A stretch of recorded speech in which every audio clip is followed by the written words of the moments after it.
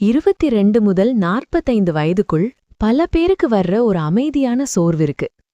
இது தூங்கினா சரியாகிற சோர்வில்ல, யார்கிட்டயும் சரியா விளக்க முடியற சோர்வும் இல்ல. வாழ்க்கை வெளிய பார்க்க நல்லாதான் இருக்கும். வேலை இருக்கு, பொறுப்புகள் இருக்கு, நம்ம ரோலை நம்ம சரியா ஃபுல்ஃபில் பண்ணிக்கிட்டே இருக்கோம். ஆனா உள்ளுக்குள்ள முழுசா இங்க இருக்கிற மாதிரி ஃபீல் ஆகாது. எதுவும் பெரிய பிரச்சனை இல்ல, ஆனா எங்கோ ஏதோ சரியில்லைன்னு ஒரு மெல்லிய உணர்வு. இது பிரேக் டவுன் இல்ல, இது தோல்வி இல்ல.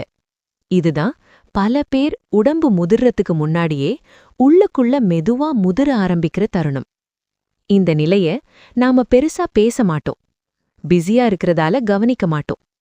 காலை எழுந்த உடனே ஃபோன் எடுப்போம், நோட்டிஃபிகேஷன்ஸ், ரஷ். உடம்பு வேலை செய்யுது, மனம் பெர்ஃபார்ம் பண்ணுது, கேலண்டர் நிரம்புது. ஆனா கவனம் மட்டும் மெதுவா குறைய ஆரம்பிக்குது.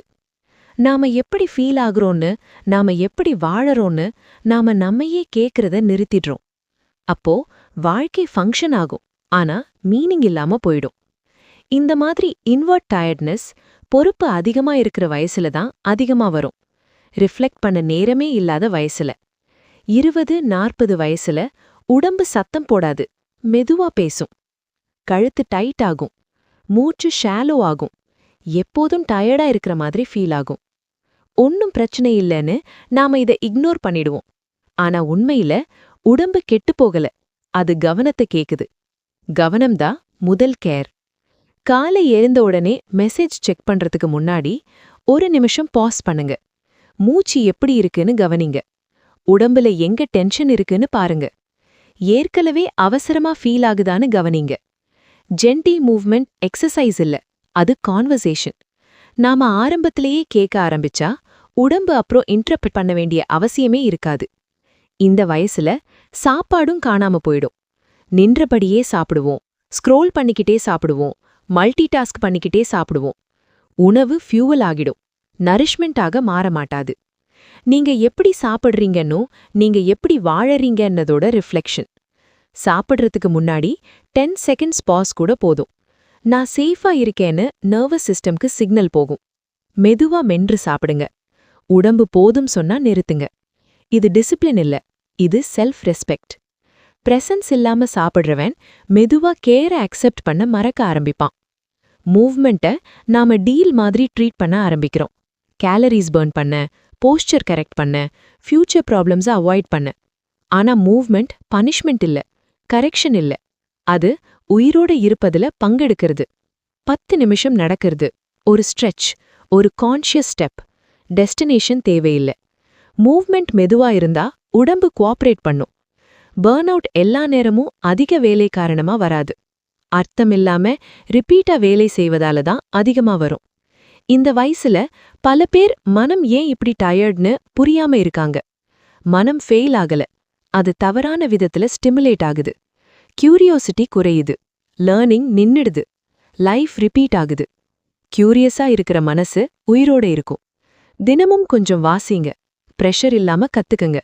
மாஸ்டர் ஆகணும்னு இல்ல, ஸ்டாக்னேஷன் தான் உள்ளுக்குள்ள முதிர்ச்சி. அதனால தான் இந்த வயசுல மனசு டயர்ட் ஆகிறது, கன்ஃபியூஸ் பண்ணுது. உடம்பு ஒத்துக்குது, வேலை நடக்குது, ஆனா உள்ளுக்குள்ள ஃப்ரெஷ்ஷா ஃபீல் ஆகாது. இதுக்கு காரணம் நாம நிறைய அவாய்ட் பண்ண ஆரம்பிச்சதுதான், உணர்ச்சிகளை. இந்த வயசுல பல பேர் தங்களோட ஃபீலிங்ஸை ஹேண்டில் பண்ணாம ஹோல்ட் பண்ணிக்கிட்டே போறாங்க.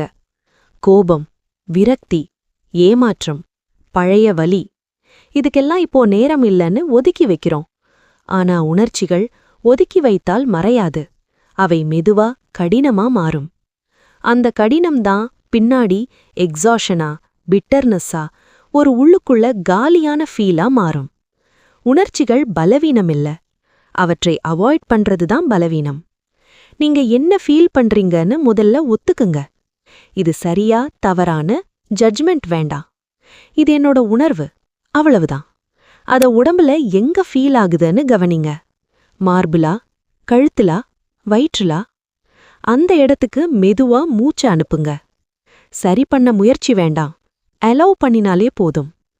கோபம் பிடிச்சு வைக்கிறது ஒரு சூடான நிலக்கரிய யார் மேலேயோ எரியலாம்னு கையில் பிடிச்சுக்கிட்டு இருக்கிற மாதிரி. எரியறது நீங்கள்தான். மன்னிப்பு மறப்பில்ல, அது ரிலீஸ். நீங்க சுமந்த கல்லை கீழே வைக்கிற உரிமை உங்களுக்கு இருக்கு. இந்த இமோஷனல் வெயிட் இறங்க ஆரம்பிச்சா மனம் சுவாசிக்க ஆரம்பிக்கும். இதுக்கப்புறம் இன்னொரு விஷயம் வரும், ஓய்வு. இந்த வயசுல ஓய்வு இட்செல்ஃப் கில்ட்டா ஃபீல் ஆகும். இன்னும் செய்யணும், இன்னும் ப்ரூவ் பண்ணணும், இன்னும் ஓடணும். ஆனா உண்மையில ஓய்வு ஒரு வீக்னஸ் இல்ல, அது விஸ்டம். தூக்கம் சரியா இல்லைன்னா நீங்க ஸ்ட்ராங் இல்லைன்னு அர்த்தம் இல்ல, நீங்க ஓவர்லோட்ல இருக்கீங்கன்னு அர்த்தம். இரவு உடம்பு கண்ட்ரோல விட சொல்லுது. லைட்ஸ மெதுவா டிம் பண்ணுங்க, ஸ்கிரீன்ஸ சீக்கிரம் விட்டு விடுங்க. ஒரு நாள் முடிஞ்சுதுன்னு உடம்புக்கு சிக்னல் கொடுங்க. படுக்க போறதுக்கு முன்னாடி மெதுவா நினைச்சு பாருங்க, இந்த நாள் என்னை எங்கெல்லாம் சுமந்துச்சு. கால்களுக்கு நன்றி, கைகளுக்கு நன்றி, மனசுக்கு நன்றி. இது ரிலாக்ஸேஷன் டெக்னிக் இல்ல, அக்னாலஜ்மெண்ட். இரவு விழிச்சிட்டீங்கன்னா ஸ்லீப் கிட்ட ஃபைட் பண்ண வேண்டாம். இருட்டுல வர்ற எண்ணங்கள் எல்லாம் ரியல் ட்ரூத் கிடையாது. அந்த நேரத்துல எந்த டெசிஷனும் எடுக்க வேண்டாம். மெதுவா மூச்சு. இது பிரச்சனை இல்லைன்னு உங்களுக்கே சொல்லிக்குங்க. ஓய்வு வரும்போதுதான் பேலன்ஸ் திரும்பும். இந்த எல்லாத்துக்கும் கீழே ஒரு ஆழமான விஷயம் இருக்கு, அர்த்தம். இந்த வயசுல திடீர்னு கேள்விகள் வர ஆரம்பிக்கும். நான் இதுக்குத்தானா ஓடிக்கிட்டு இருக்கே? என் வாழ்க்கை உண்மையில என்ன அர்த்தம்? நான் இப்படிதான் தொடரப்போறேனா? இது கிரைசிஸ் இல்ல, இது ஓப்பனிங். வெளிப்புற நாய்ஸ் குறையும்போது உள்ளே இருக்கிற குரல் கேட்க ஆரம்பிக்கும். நாளைக்கு 5 நிமிஷம் போதும். அமைதியா உட்காருங்க, மூச்சு கவனிங்க. கண்ட்ரோல் பண்ண வேண்டாம், ஜஸ்ட் ஃபீல். எண்ணங்கள் போகும், திரும்ப வரும். ஒவ்வொரு முறை மூச்சுக்கு திரும்புறதும் பிராக்டிஸ். கிராட்டிடியூட் கூட ஒரு டோர்வே.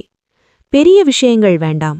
ஒரு காஃபி, ஒரு சூரிய ஒளி, ஒரு அமைதியான கான்வர்சேஷன், இவை போதும் ஏதோ குறைவுன்னு ஃபீல மெதுவா சாஃப்டன் பண்ண.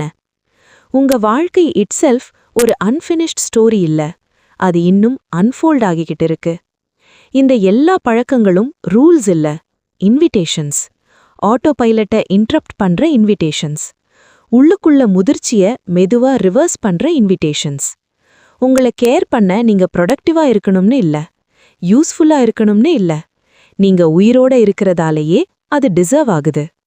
ஒவ்வொரு மூச்சும் ஒரு ரீசெட், ஒவ்வொரு நாளும் ஒரு வாய்ப்பு. இந்த ரிஃப்ளெக்ஷன் உங்களுக்கு மிரர் மாதிரி ஃபீல் ஆனா அதை குவைட்டா ஸ்ட்ரகிள் பண்ற யாரோ ஒருத்தருக்கு ஷேர் பண்ணுங்க.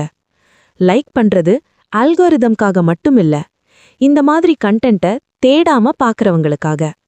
இந்த மாதிரி காம், கிரவுண்டட் ரிஃப்ளெக்ஷன்ஸ் உங்களுக்கு யூஸ்ஃபுல்லா இருந்தா சப்ஸ்கிரைப் பண்ணுங்க. இந்த ஸ்பேஸ் ஸ்பீடுக்கு இல்ல, டெப்த்துக்கு. இந்த வீடியோல ஒரு பழக்கம் மட்டும் உங்களோட இருந்தா அதுவே போதும். அதுதான் மாற்றம் ஆரம்பிக்கிற இடம்.